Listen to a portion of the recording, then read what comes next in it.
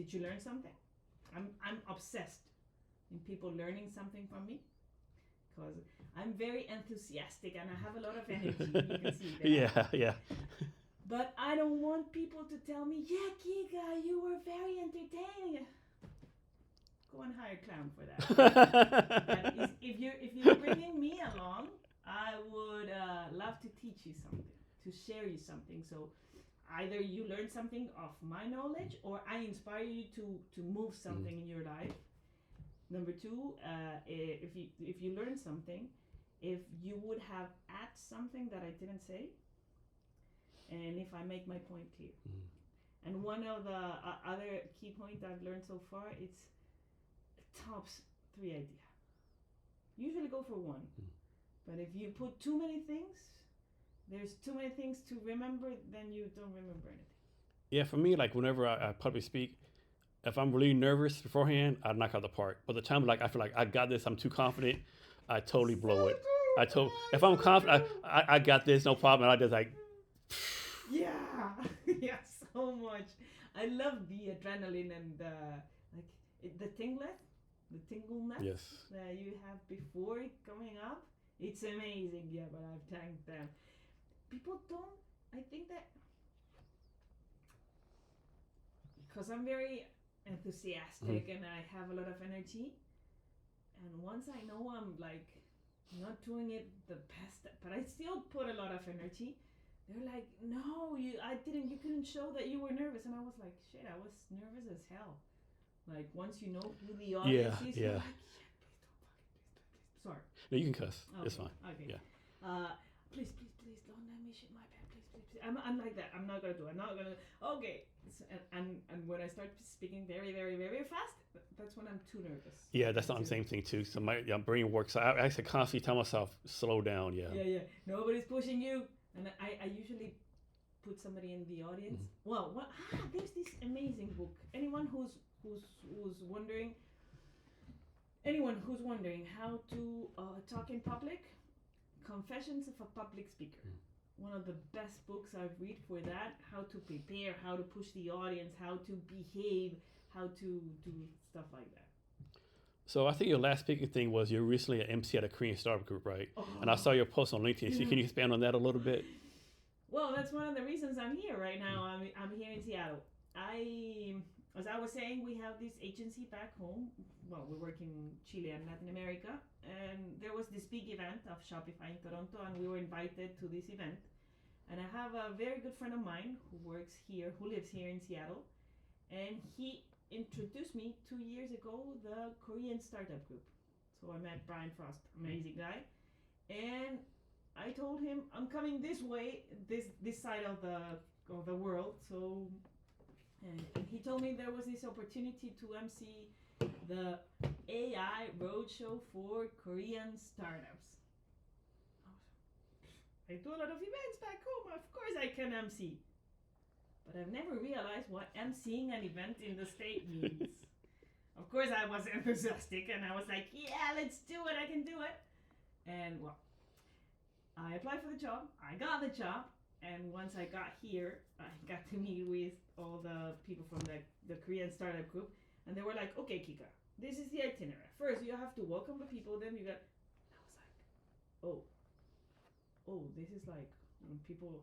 I'm usually the moderator. I'm the one interviewing people in events, like doing the panels and stuff like that.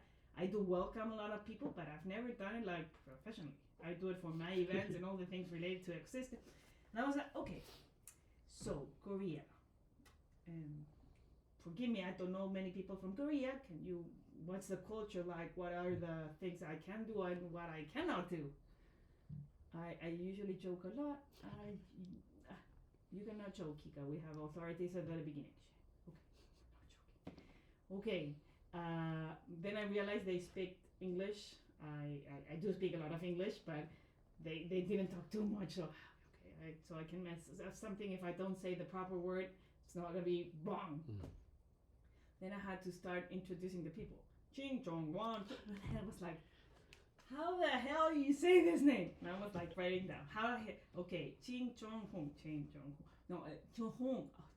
So it was quite challenging at the beginning, and it was a long event. It was from 12:30 to 6 p.m. I was the one like keeping the pace of the event, which I really enjoyed. But it was really challenging because there was a lot of people from a different culture. I'm from Latin America. We express ourselves. We talk a lot. We talk strong. We have personality.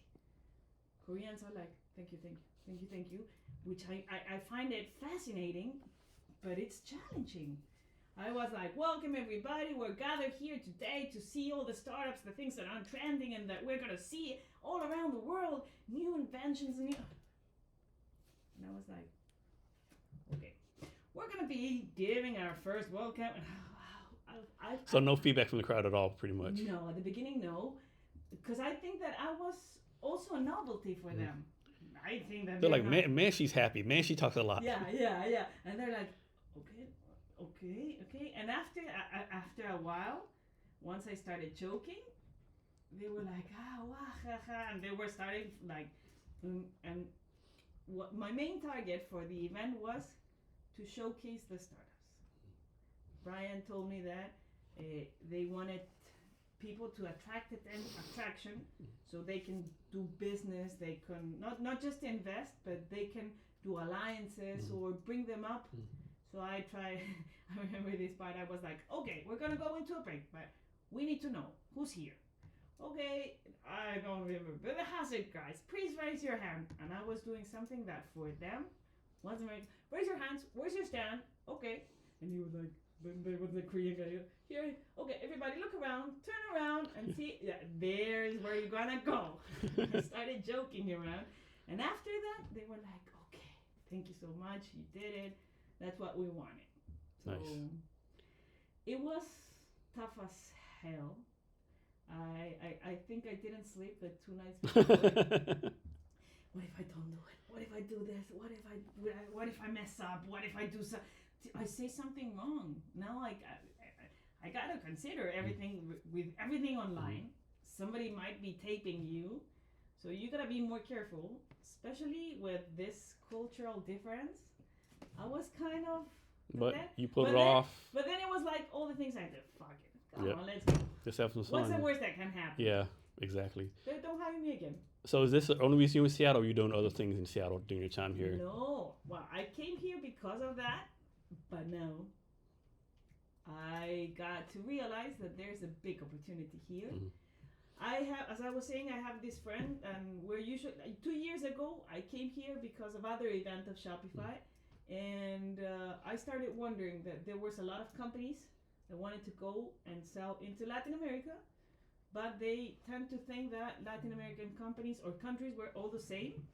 And I was like, okay, we all speak Spanish. But we're totally different. And so we started like exploring that kind of connection, like bringing US companies into Latin America. That was the first thing that we started doing here. And now I've realized that there's a very big opportunity to show, enable, and teach companies how to increase their sales. Speaking of sales, like you always have like follow-up, right? Like how often should someone follow up? Until forever, or like after 5 you should stop following up with the customer? Like what's your advice on following up? On following up for them, I would say the same. How long do you want to sell them? There's a difference in following up and stalking somebody. yeah. Sometimes there's it's fine line. Yeah. You should follow up. If you stalk, they're gonna hate you. If you follow up, they'll consider it. So what I think is that if you have a product or you have a service that it's going to make their life easier, happier, funnier, why they won't like it? Why they won't have it? You gotta showcase it in the right way, with the right form, with the right channels. I think that there's a misconception about selling. Like whenever I say the word, it happens worldwide.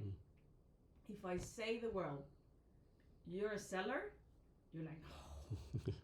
The first image that comes into your head is like the sales car of used cars, like from movies. Yeah, exactly. Like the seller that it's pushing you into saying yes. and you end up with a shitty car, broke down half a mile out, and you hate that guy. Yeah.